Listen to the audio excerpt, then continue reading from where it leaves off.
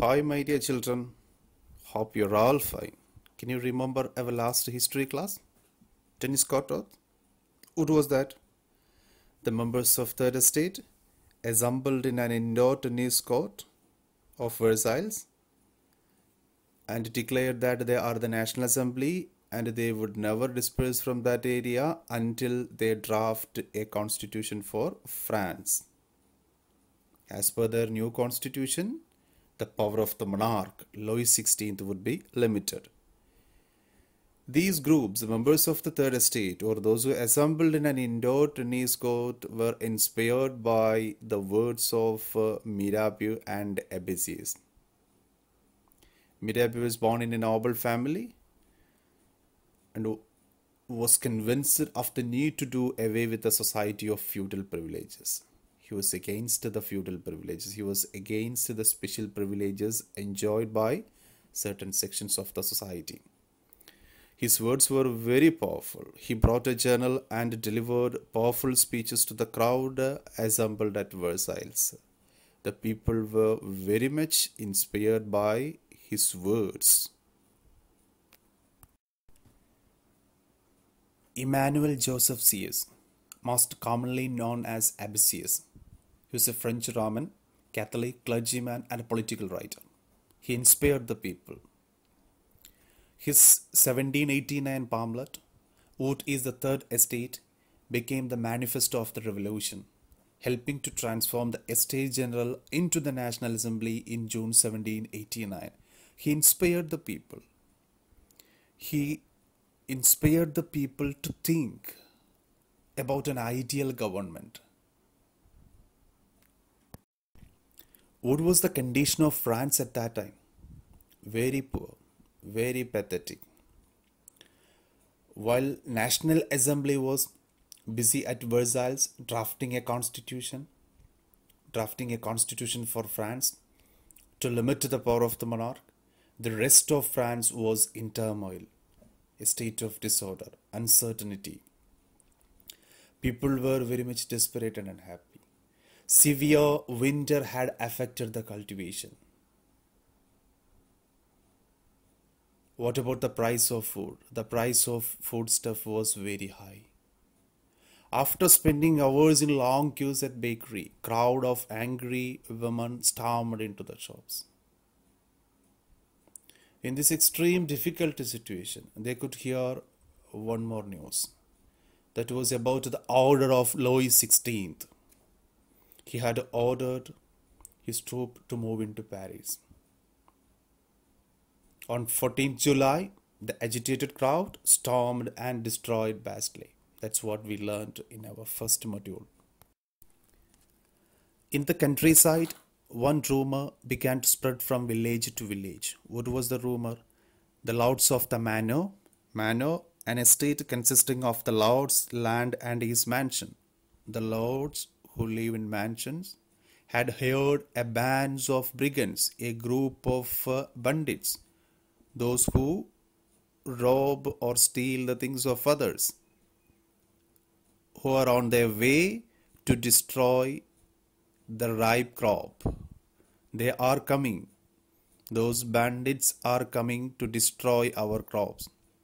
Caught in frenzy of fear, peasants in several districts attacked the chateaux. Chateau, castle or stately residential residence belonging to a king's or nobleman. Residential area to a king or nobleman. They, means the people, looted, hoarded grains and burned down documents containing records of manorial dues. A large number of nobles escaped from the attack of the peasants and migrated to neighboring countries. What happened at last? Without having any other way, Louis XVI agreed to the rules and regulations of National Assembly. Faced with the power of his revolting subjects, revolting people, Louis XVI finally accorded the recognition of National Assembly.